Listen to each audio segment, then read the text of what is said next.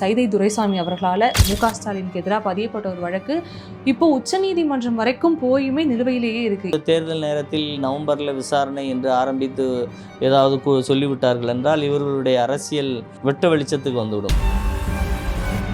தேர்தலில் மோசடிகளில், தேர்தலில் தில்லுமுள்ளு செய்வதில், தேர்தல் குற்றச்சாட்டுகளில் மிக லாபகமாக ஈடுபடுவதில் திமுகவினர் முதலமைச்சராவதற்கு தேர்தலை ஜனநாயக முறைப்படி சந்தித்து வந்தார்களா? அவர்கள் குடும்பம் நலன் சார்ந்து இயங்குவது தான் இதற்கு மிக முக்கியமான காரணம். மக்கள் நலன் சார்ந்து இயங்குவதாக இருக்கு. ஒரு அரசியல் ரீதியாகவே இவர்களுடைய பாதைகளும் பயணங்களும் அவ்வளவு சுத்தமானது கிடையாது, தெளிவானது கிடையாது. நியாயம் அதிகாரிகள், ஆணை அதிகாரிகள் அல்லது இங்கே தேர்தல் பணிகளில் பங்கு பெறக்கூடிய அதிகாரிகள் அனைவருக்கும் ஒரு மிகப்பெரிய பாடம் புகட்டக்கூடிய வகையிலும் இந்த தீர்ப்பு இருக்கும்.